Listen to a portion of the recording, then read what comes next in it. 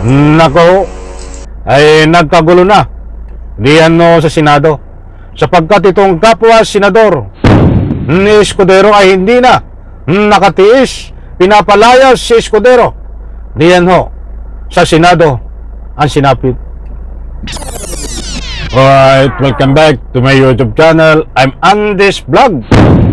Nako, ay matindi ang sinapit nitong si Senador Escudero.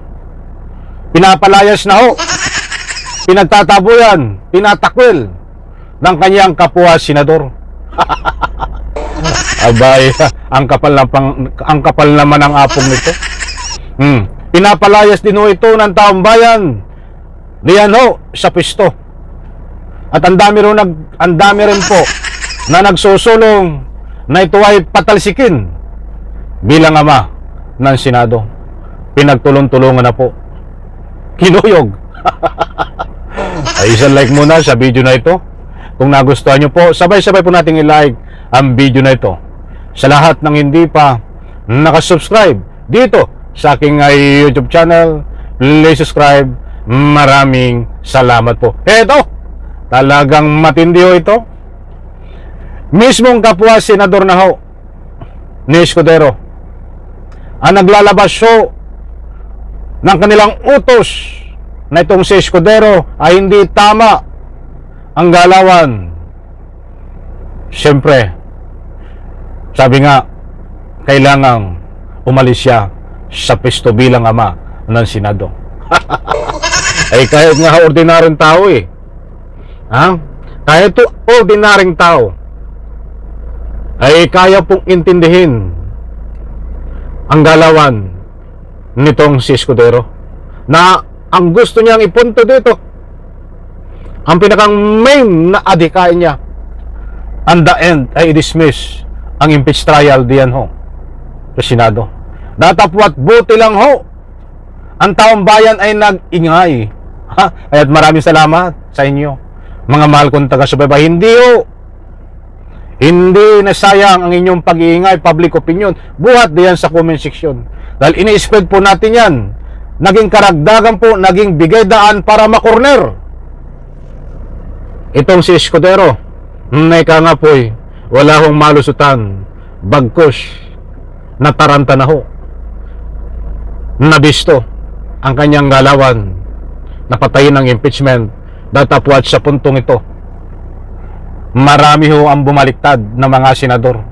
Isa-isa na bumaliktad ang mga senador na dati ang sentimento nila ay wag ituloy ang impeachment. Ngayon mayroong ilang kakampi ni Sara Duterte na nagpahayag na rin po na ituloy na ang impeachment trial diyan sa Senado dahil obligasyon ng Senado. Babahagi ko po sa inyo ang mga galawan kung sino itong senador na ito, na ika nga po'y kinumpronta na din at sinabihan na kailangan, sabi nga, winasak mo ang Senado. Kay raming winasak na tahanan nang dahil kay Sara Duterte. Anak ng katakot-takot, winasak ni Escudero ang Senado. Eto, nako. Whether it's the Senate leadership itself or in term sharing, I always leave it up to my colleagues.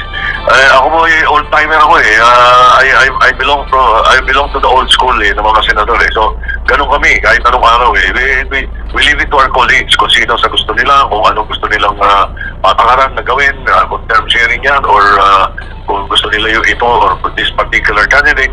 Ganun na lang, kasi hindi ako yung tipong niikot na nagpapapirme sa mga kasama Dahil ayan si Senador Soto po, mga kaibigan, buhat dito sa 1PH. Pakinggan po natin importanteng malaga dito ang kanyang sinasabi tungkol dito sa ika nga po yung mga banat niya kay Escudero. Sabi nga niya, winasak mo ang Senado. Ay, ang saklap na. as I said, from the old school, ganun kami nung araw eh. Sino ba yung umiikot, Sen? Biro lang. Sen, si Chicky Morel po ito. Wala pa po bang pagpupulong o pag-uusap ang NPC po kung ano po yung gagawin po dito? Well, two or three of the leaders namin ang mga kausap ko dito, and we're trying to talk to the other members muna. There's nothing concrete as of now. Total, July 28 pa yan kahit pa sino sa amin na mag-claim na meron kaming 13 votes. That's as of today. That's a snapshot of today. July 28 is the key. Di ba? Kung ano mangyayari sa July 28 when we resume, that's... Ayan, abangan po natin mga kaibigan kung ano ang mangyayari dito. Ito po si Senador Tito Soto. Mga kaibigan, ay mayroon po na napakatinding banat laban ho kay Escudero. Pinagtataboyan na nga eh. Ayaw pang umalis. O ito. That's how it goes. Pero kayo, Tito Sen, open naman po kayo na bumalik doon sa posisyon ng Senate President, considering na ang daming issue ngayon sa Senate, nandiyan pa yung impeachment kay VP Sara. Hindi. Kaya nga siguro ako, lalo akong kinukonsider ko na pag ako'y inalok nila o ako'y tinulak nila, tatanggapin ko talaga sapagkat nakikita ko maraming dapat ituwid eh. Maraming dapat i-correct eh sa takbo ng Senado itong nakaraang taon eh. Medyo nasisira ang reputasyon ng Senado eh. Doon ako kinakabahan. I've been there for 24 years. There is a special place in my heart for the Senate. Kaya naiinis ako at nalulungkot ako pagka naririnig ko na maraming reklamo ang iba't ibang mga tao. Ayun mga kaibigan, napakaliwanag po. Ang sabi nga niya, ay ang daming dapat ituwid. Ibig sabihin hindi ituwid do. Ang ginagawa nito si Escudero. Walang ibang sinasabihan at pinapaabutan ng kanya mga mensahe. Itong si Senador Tito Soto. Dahil ang nakapisto po ngayon bilang ama ng Senado ay itong si Escudero. Sabi nga niya, pamumunuan niya ng matuwid. Dahil maraming dapat ituwid. Mga kaibigan, ibig sabihin, posible biglaan na itong si Escudero ay palitan ni Senador Tito Soto. Kung magbabase po tayo dito sa kanyang mga pahayag, mga kaibigan. Di po ba? Sapagkat napakarami ang tumututol, nagbibigay dito ng mga kanilang salubin kay Escudero. Pinagtataboyan na nga eh. Ayaw pang umalis. Mga mahal kong taga-subaybay. Na-reaction po diyan sa comment section. Inaanyayahan ko po kayong magbigay ng anumang public opinion. Pabor po ba kayo na maalis sa pwesto bilang ama ng Senado itong si Escudero? Yan po sa comment section. Karapatan nyo po magbigay ng anumang public opinion. Matindi ho, di ba?